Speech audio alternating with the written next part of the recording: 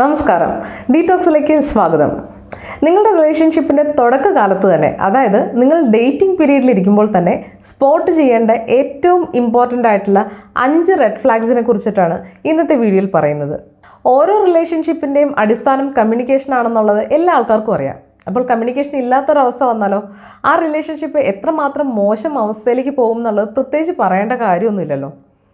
ആരാണൊരു നല്ല പാർട്ട്ണർ? നമുക്ക് എല്ലാം പറയാൻ പറ്റുന്ന ഒരാൾ അല്ലേ? നമ്മുടെ ഇഷ്ടങ്ങൾ, അനിഷ്ടങ്ങൾ, ആഗ്രഹങ്ങൾ, ആവശ്യങ്ങൾ ഇതൊക്കെ ജഡ്ജ് ചെയ്യപ്പെടുമോ എന്നുള്ള ഭയമില്ലാതെ തന്നെ നമുക്ക് സംസാരിക്കാൻ പറ്റുന്ന ഒരാൾ.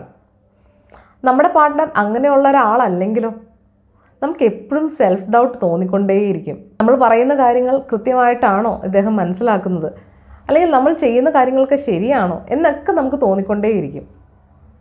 പിന്നെ നമ്മൾ കാര്യങ്ങൾ ഊഹിച്ച് മനസ്സിലാക്കാൻ ശ്രമിക്കും. കമ്മ്യൂണിക്കേഷൻ നടക്കുന്നില്ലല്ലോ, അപ്പോൾ അദ്ദേഹത്തിൻ്റെ മനസ്സിലിരിക്കുന്നത് എന്താണെന്നുള്ളത് നമുക്ക് മനസ്സിലാക്കുവാനും സാധിക്കില്ല. അപ്പോൾ നമ്മൾ ഊഹിച്ചുകൊണ്ടിരിക്കും. ഊഹിക്കുന്ന ഒന്നും ആവണമെന്നില്ല റിയാലിറ്റി. അത് കാര്യങ്ങൾ കൂടുതൽ വഷളാക്കാനേ സഹായിക്കുള്ളൂ. അപ്പോൾ ലാക്ക് ഓഫ് കമ്മ്യൂണിക്കേഷനാണ് ഏതൊരു റിലേഷൻഷിപ്പിൻ്റെയും ഫസ്റ്റ് നോട്ട് ചെയ്യേണ്ട റെഡ് ഫ്ലാഗ് എന്നുള്ളത് നിസ്സംശയം നമുക്ക് പറയാൻ സാധിക്കും. എന്നാൽ നമുക്ക് ചുറ്റും വേറൊരു തരം റെഡ് ഫ്ലാഗുകാരുണ്ട്, നന്നായി കമ്മ്യൂണിക്കേറ്റ് ചെയ്യാൻ കഴിവുള്ള ആളുകൾ. ഇവരെ അത്ര എളുപ്പത്തിൽ നമുക്ക് സ്പോട്ട് ചെയ്യാൻ പറ്റില്ല കേട്ടോ. ഇവരുടെ മനസ്സിൽ തോന്നുന്ന കഥകൾ, എരിവും പുളിയും മസാലകളൊക്കെ ചേർത്ത് നമുക്ക് വളരെ വിശ്വസനീയമായ രീതിയിലായിരിക്കും നമ്മുടെ അടുത്ത് പോർട്രേ ചെയ്യുക. ഇത്ര കൺവിൻസിംഗ് ആയിട്ട് പറയുന്നതുകൊണ്ട് തന്നെ ഒരിക്കൽ പോലും ഇവർ പറയുന്നത് കള്ളത്തരമാണെന്ന് നമുക്ക് മനസ്സിലാവുകയില്ല. ഇങ്ങനെയുള്ളവരെ സ്പോട്ട് ചെയ്യാനാണ് ഏറ്റവും ഡിഫിക്കൽട്ട്. പിന്നെ ചെയ്യാൻ പറ്റുന്ന ഒരു കാര്യം എന്ന് വെച്ചാൽ just give it some time. ഇവർ പറയുന്ന കഥകൾ പിന്നീട് റിപ്പീറ്റ് ചെയ്യുമ്പോൾ ആ കഥകളിൽ മാറ്റം വരുന്നുണ്ടോ എന്നുള്ളത് നോക്കുക. മാറ്റം വരുന്നുണ്ട് എന്നുണ്ടെങ്കിൽ അതിനർത്ഥം ഇവർ കഥയിൽ കള്ളത്തരങ്ങൾ ചേർക്കുന്നുണ്ട്, അല്ലെങ്കിൽ അവർ നടന്നിട്ടുള്ള ഈവൻസിൽ പല മസാലകൾ ചേർത്തിട്ടാണ് പറയുന്നത് എന്ന് മനസ്സിലാക്കാം. ഇത് മനസ്സിലാക്കി കഴിഞ്ഞു കഴിഞ്ഞാൽ എന്ത് ആക്ഷനാണ് എടുക്കേണ്ടതെന്നുള്ളത് നിങ്ങളുടെ മാത്രം ഡിസ്ക്രിപ്ഷനാണ്. കുറേ അധികം കാര്യങ്ങൾ നമ്മളോട് മറയ്ക്കാൻ ശ്രമിക്കുന്ന ആളുകളും കമ്മ്യൂണിക്കേഷനിൽ നിന്ന് പുറകോട്ട് പോകുന്നതായിട്ട് നമുക്ക് കാണുവാൻ സാധിക്കും. എങ്ങാനും നിറയെ സംസാരിച്ചു കഴിഞ്ഞാൽ അവരെ മനസ്സിലിരിക്കുന്ന കാര്യങ്ങളൊക്കെ നമുക്ക് മനസ്സിലായാലോ, അല്ലെങ്കിൽ അവരെ കള്ളത്തരങ്ങൾ പിടിക്കപ്പെട്ടാലോ എന്നുള്ള പേടിയായിരിക്കാം ഇവരെ കൊണ്ട് ഇങ്ങനെ ചെയ്യിപ്പിക്കുന്നത്. ഇനി ഈ ലാക്ക് ഓഫ് കമ്മ്യൂണിക്കേഷൻ നിങ്ങളോട് കമ്മ്യൂണിക്കേറ്റ് ചെയ്യുമ്പോൾ മാത്രമാണോ എന്നുള്ളതും പരിശോധിക്കേണ്ടതുണ്ട്. ഒരു പക്ഷേ അയാളുടെ ഒരു രീതിയായിരിക്കാം അത്. അങ്ങനെയാണെങ്കിൽ എല്ലാ ആളുകളോടും അയാൾ സംസാരിക്കുമ്പോൾ ഈ ലാക്ക് ഓഫ് കമ്മ്യൂണിക്കേഷൻ ഒരു ഇഷ്യൂ ആവാനുള്ള സാധ്യതയുണ്ട്.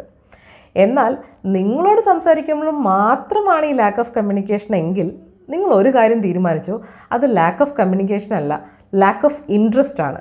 അപ്പോൾ പിന്നെ ആ റിലേഷൻഷിപ്പ് ഏത് രീതിയിൽ മുന്നോട്ട് കൊണ്ടുപോകണം എന്നുള്ളത് നിങ്ങൾക്കറിയാലോ. അതനുസരിച്ച് തീരുമാനം എടുക്കുക. മാനിപ്പുലേഷൻ ആൻഡ് ഗ്യാസ് ലൈറ്റിംഗ് ആണ് രണ്ടാമത്തെ റെഡ് ഫ്ലാഗ്.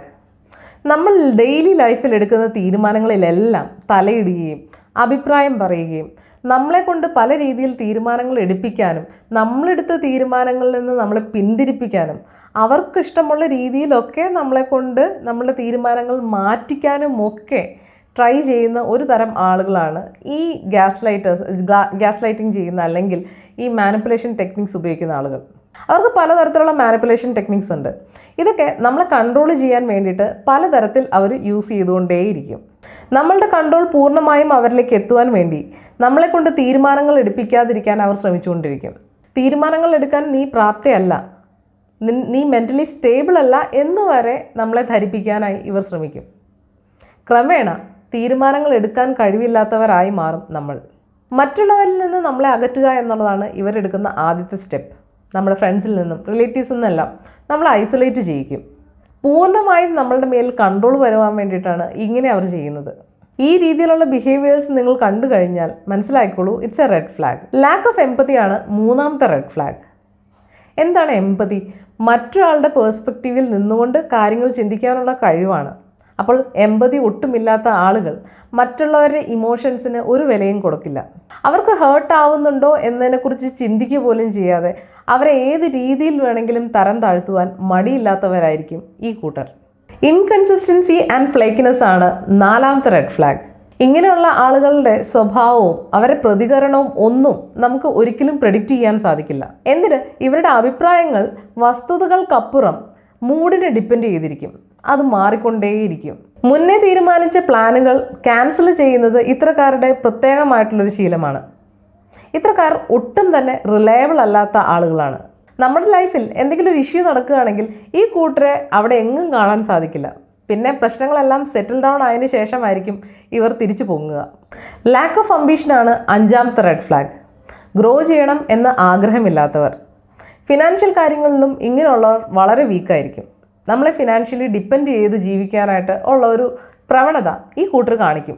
പലപ്പോഴും നമ്മളോട് കടം ചോദിക്കുകയും നമ്മളുടെ ചിലവിൽ കഴിയുവാനായിട്ട് ഉള്ള ഒരു ടെൻഡൻസി കാണിക്കുകയും ചെയ്യുന്ന ആളുകളാണ് ഈ കൂട്ടർ.